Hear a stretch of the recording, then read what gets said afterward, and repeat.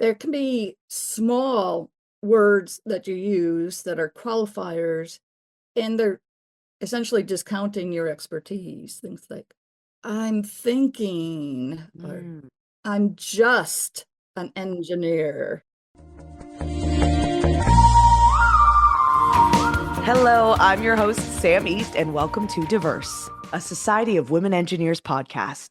Today, we're diving into a topic that might sound small, but makes a huge impact.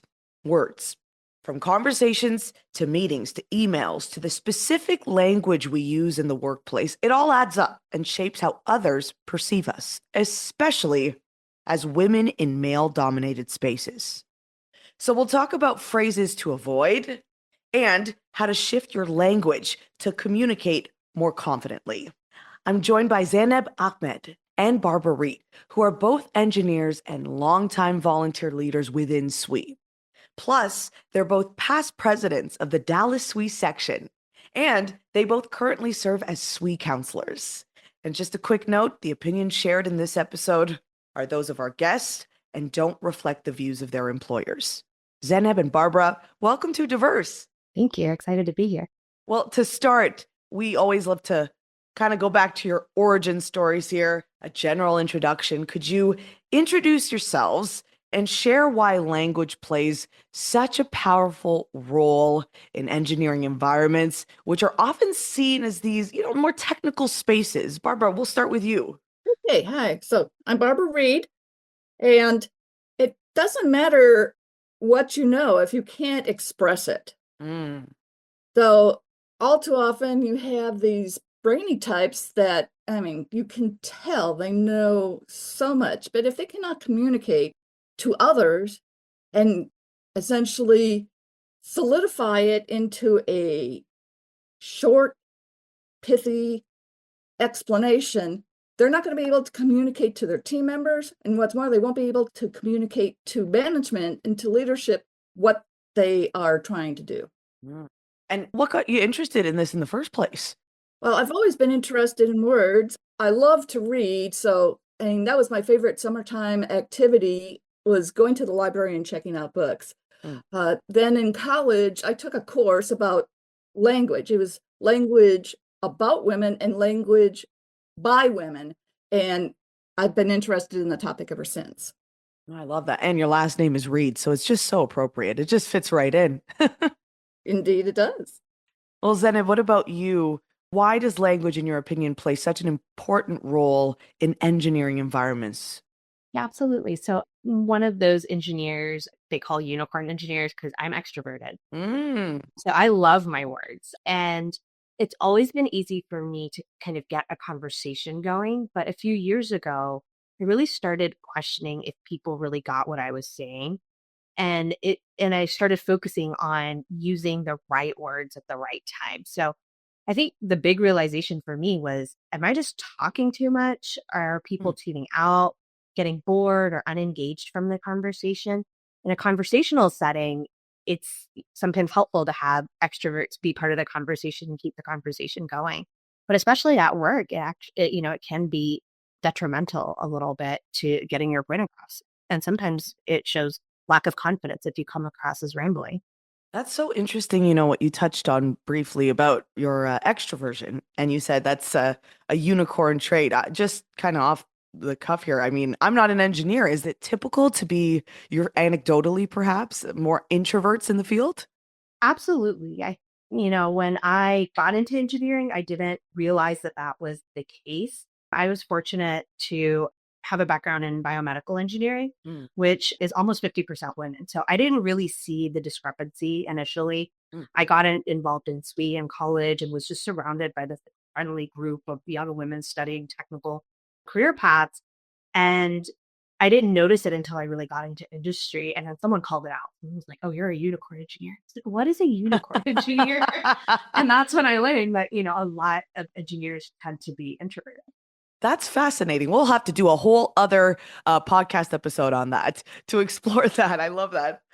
Can you both, recall a moment in your career when you personally saw the impact that language choices can have, either yours or maybe even someone else's? Zainab, we'll start with you. Sure. For me, it was as I got more technical in my role. So clearly, all engineers value technical acumen and they genuinely want to convey the problems and solutions that we're facing with as much facts and data as possible. But honestly, that's a great way to lose the crowd sometimes, especially Mm. if the room isn't all engineering or technical. We may have operations in the room with us, we may have leaders in the room with us that just don't have that or that interest in that technical depth sometimes. Mm. So I remember I'd present a technical solution or see others present, and just half the crowd would be kind of, blank stares in minutes. And that's really when I started thinking there has to be a better way. And I started looking into ways to present better and really came to understand how important our language choices really are. So, how important it is to be direct, use the right words, the body language that you're using, the written communication, whether that's an email or presentation. So, just making sure you're using all those right things to make sure you're engaging those you're talking to or working with rather than losing them. I love that. And Barbara, what about you?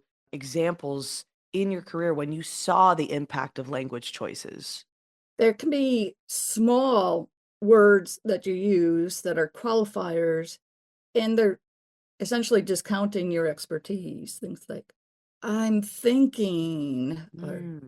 I'm just an engineer, and you should just jettison that word, just. There are so many subtle ways that you can essentially make yourself not seem as technical and experienced as you are. And if you're speaking up, be strong about it. And here's another one that uh, I find very annoying is when people say, I know this is a stupid question. Ah. So, or a silly question, if you don't like to use the word stupid, dumb question, whatever. But you have a question, don't frame it that way. Just, I have a question. And more likely than not, if other folks have a question, might have the same question, but they're just not brave enough to raise their.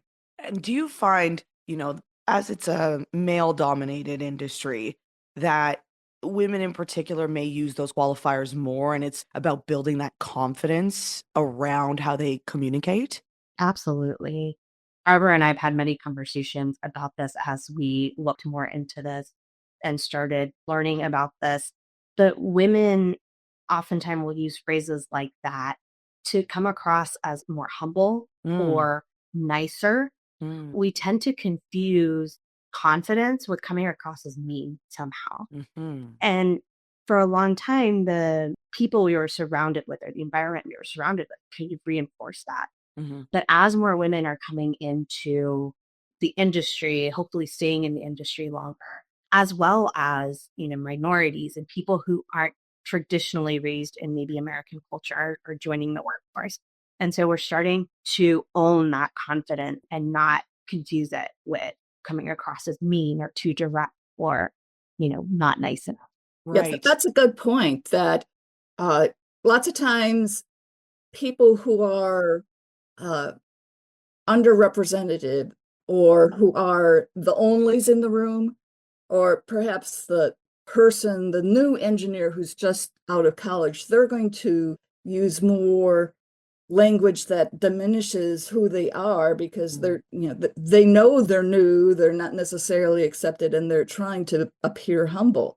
Mm. So that's a good point. Now, we are expressing opinions that relate to our experiences in the workplace in the US. Mhm. So we can't speak to other cultures necessarily. That's a good distinction to make. And Barbara, you touched on this a little bit there, some kind of pain points that you've observed in language choices. But let's dive into that a little more. Common pitfalls to avoid. What are some examples of language patterns that might make women look less confident at work? And we don't want that. We want to build it up.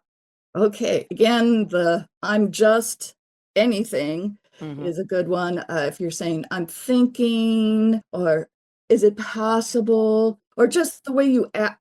the way you talk. If you say a positive statement, but then you raise your voice up at the end to make it sound like a question, that's another way that you can communicate. You're not very confident in what you're saying. So again, that's something that women are much more commonly do than men do. Hmm. Zainab? Yeah, I would say absolutely. Like Barbara talked a lot about, verbal communication, but written communication is also a big part Hmm. of our lives. So I know I was really guilty of this one, but ending emails with "hope that helps," that doesn't instill a lot of confidence from the reader. They're like, they can question really, do you even know what you're talking about? And obviously women say that, or people who use that kind of language, they say it because they're genuinely trying to be helpful. They're not unsure of what they're writing in the email. But there's better ways to phrase that. And I've personally tried to eliminate that from my written communication. So, you know, we can say, please let me know if you have any more questions, or feel free to contact me with more questions if you wish to discuss. That comes across as a lot more confident, and it allows the reader the opportunity to ask those questions Hmm. while still understanding that you, as the author, are confident in what you're telling me, what you're telling them. Oh, that reminds me of another one. Does that make sense? Aha. Okay. These are all common things that I've used. I've seen other people use. So these are, you don't really think about it until someone points it out. Another one, I'm not the expert here like you guys, but I have seen so much content around how women, of course, like we've said, we soften the language. We love an exclamation point, and men maybe not as much. And so, in your opinion, is that something we should be mindful of as we're crafting an email? Oh, yeah, absolutely. I mean, I'm sure all of us, and then everyone listening, has either been guilty of sending a really long, wordy email, Mm, or has been on the receiving side of a long, wordy email. And you just look at that wall of words and you just shrink inside. You're like, I don't want to read that. mm. Or as an author, you're like, I don't want to send that, but it has everything that we need. And so again, getting to more direct communication in our emails, cutting out some of that wordiness, using bullet points to get your points across. Mm. And sometimes we spend so much time just obsessing over getting everything into that email that we forget it might be easier to ping someone on Teams and say, hey, do you have a minute to chat about it? Or walking over to somebody's cubicle if they're in the office, or picking up the phone and having a discussion because we're so afraid we're going to miss something.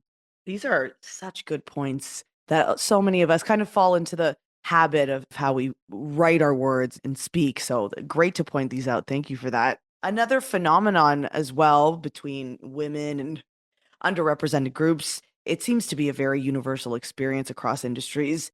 A woman, perhaps as example, says something in a meeting. It's a great idea. It somehow gets ignored or it gets shot down. Then, not too long later in the meeting, someone else makes a very similar point, and this is viewed as an incredible idea.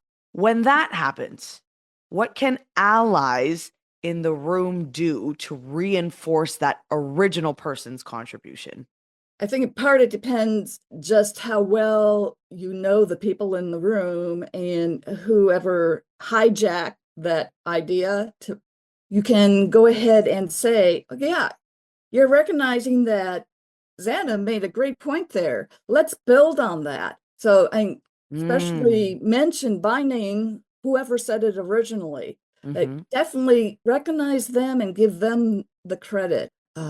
Or you can just, if you're feeling a little more tentative, you can say, didn't so and so just make that same statement a few minutes ago and we moved on? So and you can't, and if you're afraid of challenging uh, your manager or someone like that, uh, maybe it is not the time to say it right in the meeting, but definitely talk to them outside of the meeting. If an extra perhaps would be ready to raise their hand right away, and the introvert might be quite as confrontational. So Well, Zainab, as the extrovert here, what would you add to that? What can allies in the room do to reinforce the original person's contribution? Yeah. You know, Barbara just mentioned this. It really depends on the audience in Yeah. the room. But Mhm. there's this saying that I keep seeing on, bumper stickers and water bottles of empowered women empower women. And Yes. that has been such a great kind of thing to put out in the universe. It just reminds us to support those around you and give credit where it's due. So even if it, feels uncomfortable in the moment to give someone credit or to speak up, it's so important to do it because it's a way that we can normalize this kind of behavior in the workforce and diminish some of this, someone else taking credit for people's idea. Mm. So another great way to do that might be, thanking the person who originated the idea Mm-hmm. and saying, thanks for getting the ball rolling on that. Mm-hmm. On the flip side of that, what I have seen, because Barbara and I've talked about this is something I did in a meeting several years ago. Don't be surprised the person who originated the idea is surprised or embarrassed because we haven't normalized giving this credit or Right. circling back yet. So if you see someone who gets uncomfortable, Mm-hmm. Pull them aside later and reassure them, you had a great idea. I just wanted to be there for you. And it's so important that you get credit where it's due. Mm. And continuing on that thread, women tend to dismiss compliments anyway. We have this mentality of like, oh, it was no big deal. I'm just doing my job. Or Mm. it was a team effort. Well, that's a So big if, one. yeah, definitely tend to give more credit to our teams, but you're part of that team. Yes, you're doing your job, but you were hired to do that job because someone saw the ability in you to do it. Mm-hmm. So if you're receiving a compliment, say thank you, be gracious. Like none of that is taking away from your humility or who you are as a person. It's actually enhancing who you are. And some people, this is another one I think Barbara and I talked about. We really maybe should take it a step further sometimes and ask for formal recognition. If that, thank you is coming from, or recognition is coming from a leader in the room or a customer, there's nothing wrong with asking for formal recognition. Like, hey, would you mind sending a follow-up email to my team lead or my manager?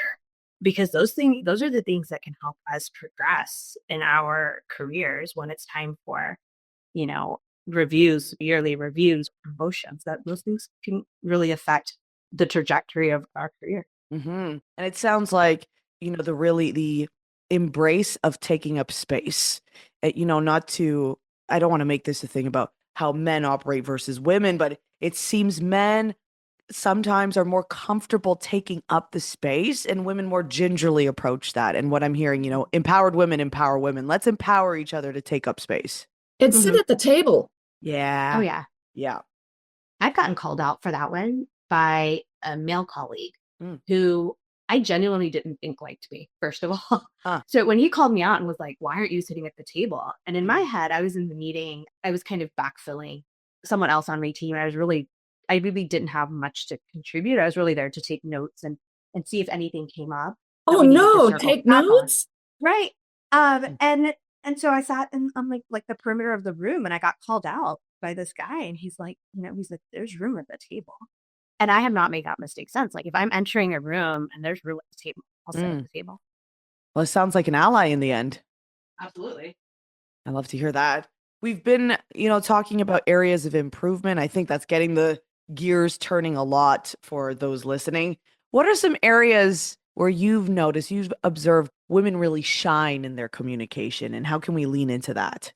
We talked about how women tend to credit their teams. Mm. And I think it's because they operate in that way. So women tend to pull in other people. They tend to find the person in the room who maybe hasn't said as much or who doesn't feel comfortable and pulling those thoughts and ideas out of that person Mm-hmm. by inviting them to do it in a very friendly maybe way or in a way that opens up the conversation and not in a forceful way that may make that person feel uncomfortable or called out. Mm. Yeah, just being more inclusive and being open, listening to everyone in the room. Because all too often we've been the ones that have been shut out. So we are essentially more mindful of the folks that may not have gotten a chance to speak. Mm-hmm. I talked about body language earlier. We're talking about normalizing, communications that, body language is also a big part of that. So the way women like carry themselves sometimes, or even the way that women are choosing to dress in cheering. I'm personally one of those, like, in the summer in Dallas, it is hot. I'm Mm, not about to wear jeans in that weather. So I wear dresses and they're floral, and and that's what I wear to work. And that doesn't take away from my technical ability. mhm, And so women are allowing by example, mhm. and they're leading by example to allow those spaces to get larger and become. Well, Zainab, Barbara, this has been an incredible conversation that I think is going to really set the wheels in motion here of how we communicate. Give us some thought for that. But before we do go, do you have any closing thoughts on this topic of intentional, of a confident communication for women specifically in engineering? I'd say that I'm still working on it, Mm, and that's okay. I mean, there's things where I need to improve. I am guilty of long emails because I do love to say everything in the email so that there's no questions of mm, what we need to talk about. But mhm, Xana put up a good point is that, okay, if it's so long, and maybe you just need to put it on a Confluence page and point people to that link where it is. So, and work with that rather than long email threads. You're not going to solve anything that way. So, uh, I'm a work in progress, and that's okay. Give yourself some grace if you still have things that you're working on, mm, and also give other people some grace too. Yeah, Barbara, you make some really great points.